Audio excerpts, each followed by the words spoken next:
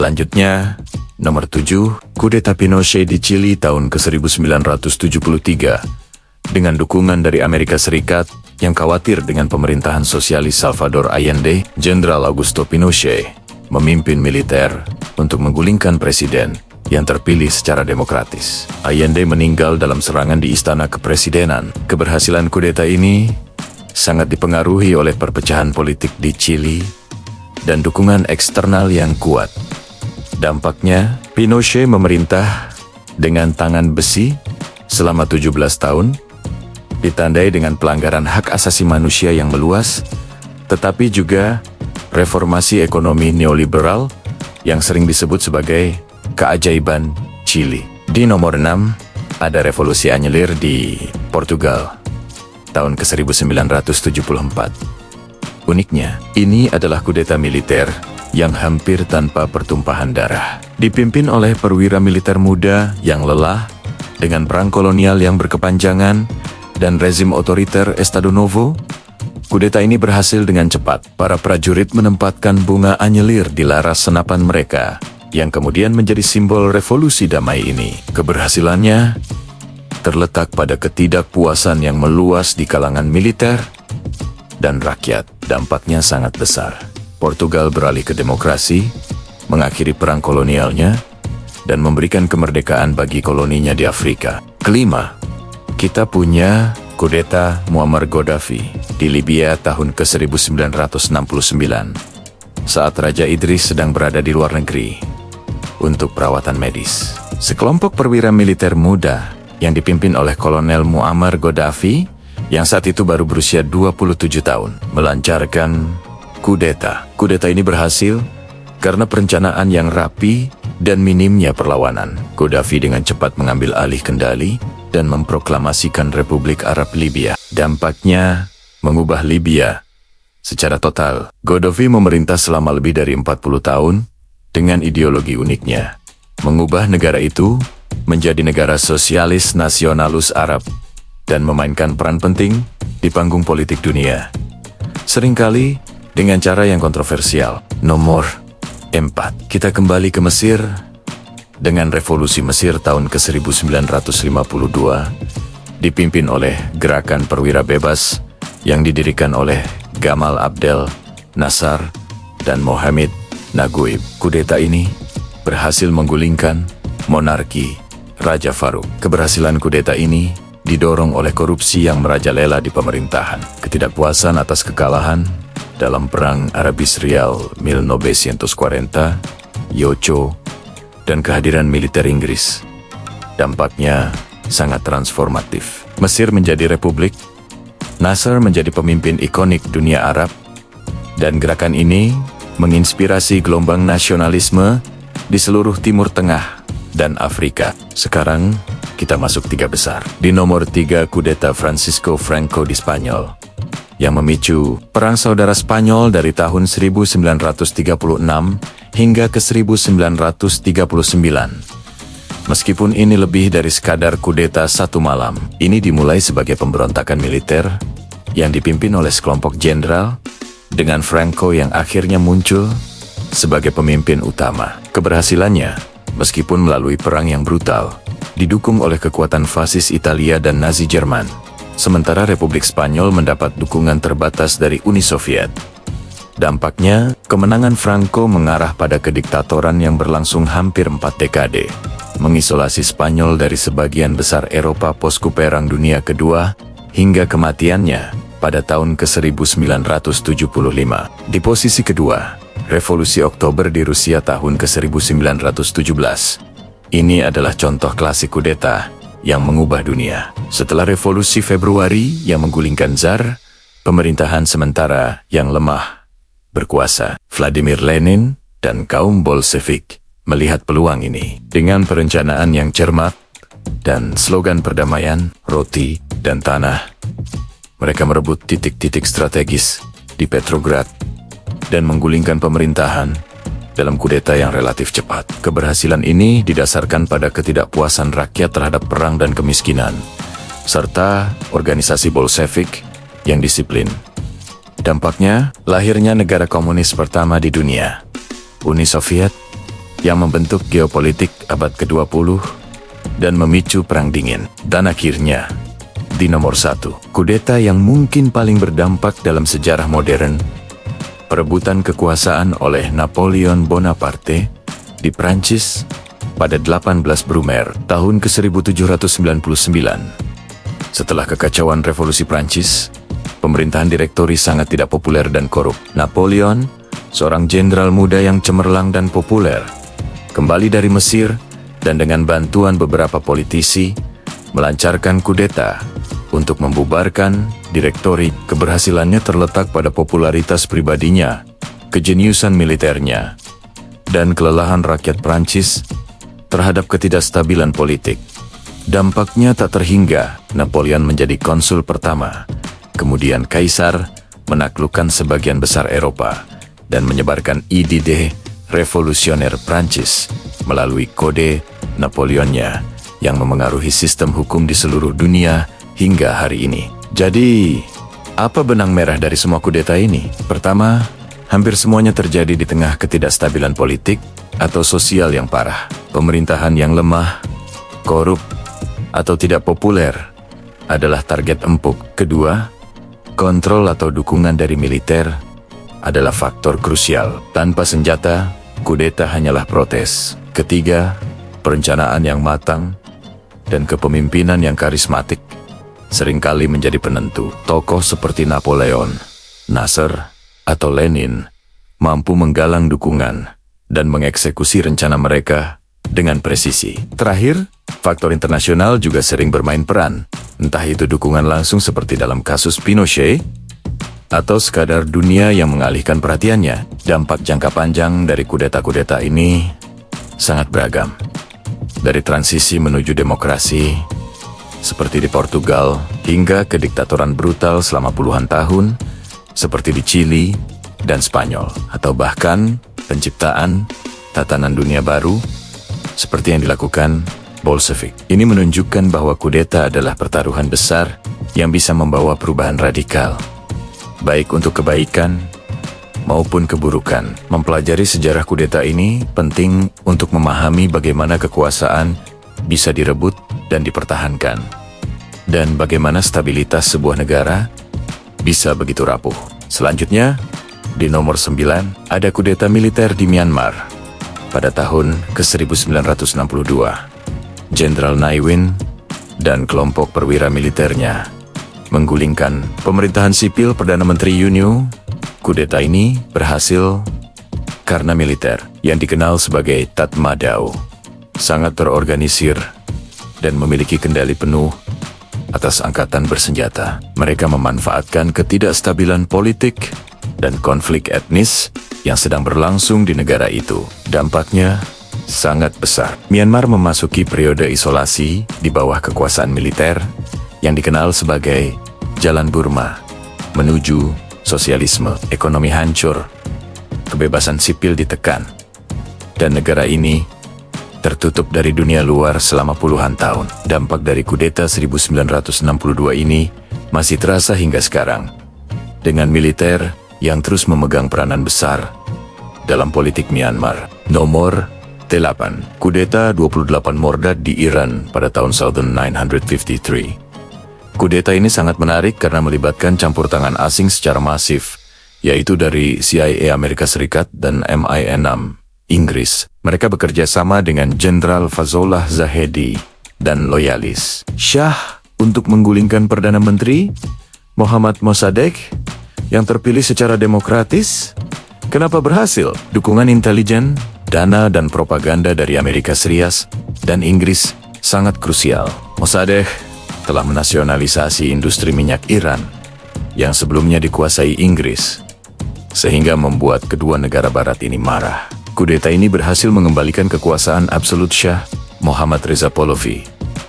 Dampak jangka panjangnya luar biasa. Perasaan anti-Amerika mengakar kuat di Iran, yang akhirnya memuncak pada revolusi Iran tahun 1979 dan menciptakan sentimen yang masih ada hingga hari ini. Di urutan ke-7, kita punya kudeta militer di Chili pada tahun ke-1973.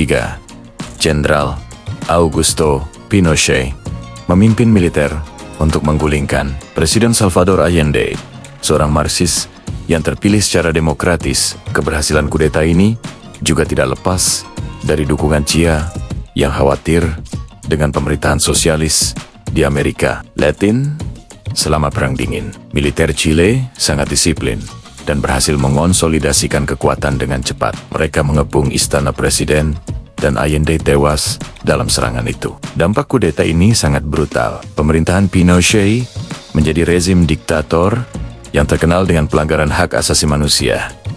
Ribuan orang hilang atau dibunuh. Namun, di sisi lain, Pinochet menerapkan kebijakan ekonomi neoliberal yang radikal, yang oleh sebagian pihak dianggap berhasil menstabilkan ekonomi Chili, meskipun dengan biaya sosial yang sangat tinggi. Selanjutnya, di nomor 6, adalah kudeta Gaddafi di Libya pada tahun ke-1969. Saat itu, sekelompok perwira militer muda yang dipimpin oleh seorang kolonel berumur 27 tahun, Muammar Gaddafi, melakukan kudeta tak berdarah terhadap Raja Idris I yang sedang berobat di luar negeri. Kudeta ini berhasil karena perencanaan yang matang dan memanfaatkan absennya raja. Para perwira ini dengan cepat menguasai titik-titik strategis di Tripoli dan Benghazi. Rakyat Libya, yang banyak diantaranya tidak puas dengan monarki, menyambut baik perubahan ini pada awalnya. Dampaknya, Gaddafi berkuasa selama lebih dari 40 tahun, mengubah Libya menjadi negara republik sosialis dengan ideologinya sendiri. Ia menjadi salah satu pemimpin paling ikonik sekaligus kontroversial di dunia Arab, hingga akhirnya digulingkan dan terbunuh dalam revolusi pada tahun ke-2011. Nomor 5 dalam daftar kita adalah Revolusi Anyelir di Portugal pada tahun 1974.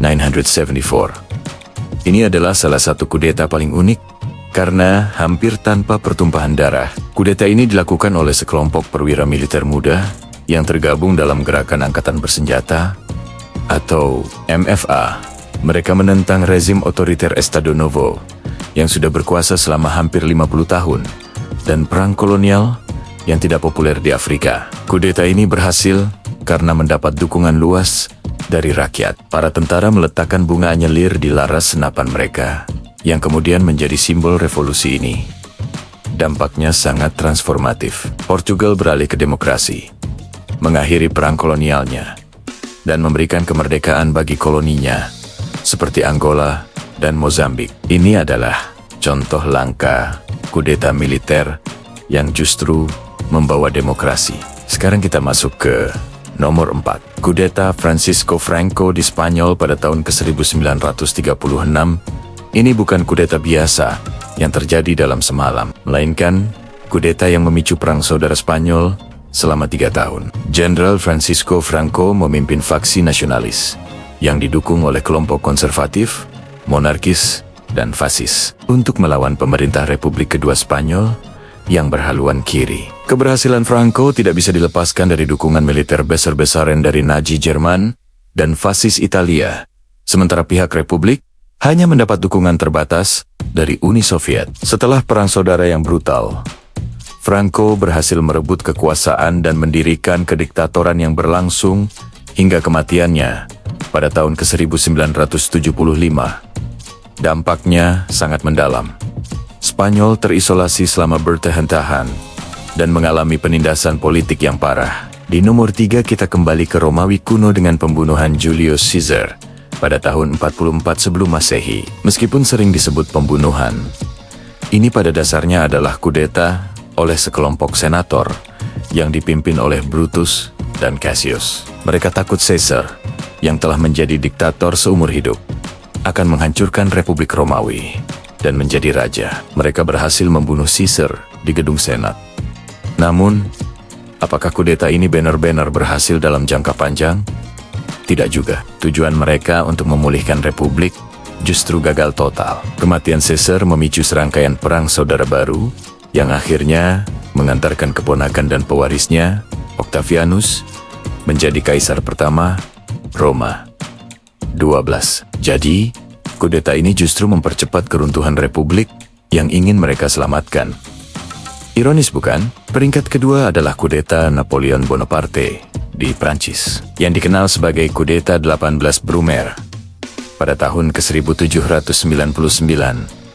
Napoleon, seorang jenderal muda yang sangat populer, setelah kemenangan militernya, bersekongkol dengan beberapa politisi untuk menggulingkan direktori pemerintahan yang korup dan tidak stabil pasca revolusi Prancis. Kudeta ini direncanakan dengan cerdik. Napoleon menggunakan kekuatan militernya untuk membubarkan Dewan Legislatif dan mendirikan pemerintahan baru yang disebut konsulat dengan dirinya sebagai konsul pertama. Kudeta ini berhasil karena popularitas Napoleon dan ketidakpuasan rakyat terhadap pemerintah yang ada. Ini adalah akhir dari revolusi Prancis dan awal dari era Napoleon. Ia kemudian menobatkan dirinya sebagai kaisar, menaklukkan sebagian besar Eropa, dan menyebarkan ide revolusi seperti sistem hukum modern atau Kode Napoleon ke seluruh benua. Dan akhirnya, di nomor satu kudeta yang mungkin paling berhasil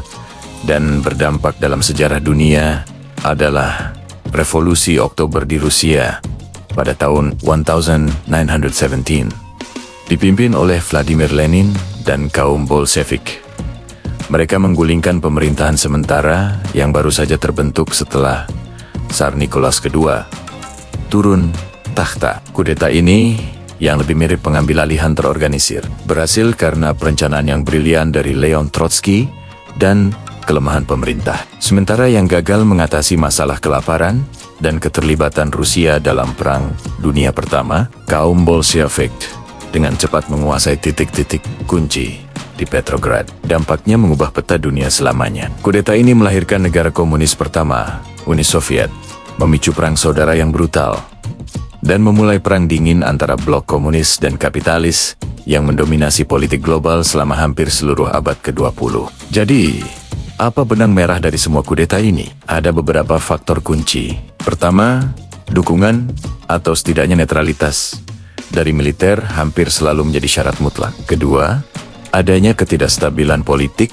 dan ketidakpuasan rakyat yang meluas seringkali menjadi lahan subur bagi para perencana kudeta. Ketiga, perencanaan yang cermat dan kecepatan eksekusi sangat penting untuk mencegah perlawanan. Dan keempat, seperti yang kita lihat dalam kasus Iran dan Chili, campur tangan atau dukungan dari kekuatan asing bisa menjadi faktor penentu. Dampak jangka panjang dari kudeta-kudeta ini sangat beragam. Ada yang membawa kediktatoran brutal seperti di Chili dan Spanyol. Ada yang memicu isolasi dan kemunduran ekonomi seperti di Myanmar.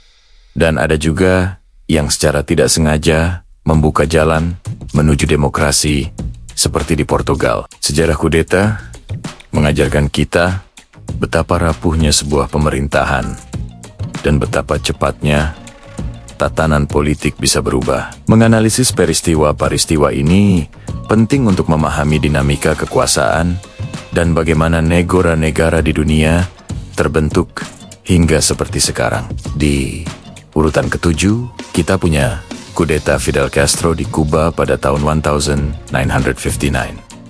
Gerakan 26 Juli yang dipimpin Castro berhasil menggulingkan diktator Fulgencio Batista. Keberhasilan ini didorong oleh ketidakpuasan rakyat terhadap korupsi dan kekejaman rezim Batista, serta strategi perang gerilya yang brilian. Dampaknya sangat besar. Kuba menjadi negara komunis pertama di belahan bumi barat yang memicu krisis rudal Kuba dan mengubah peta geopolitik perang dingin. Hingga hari ini warisan revolusi Castro masih terasa kuat di Kuba dan Amerika Latin. Selanjutnya, di nomor 6, ada revolusi anyelir di Portugal tahun ke-1974.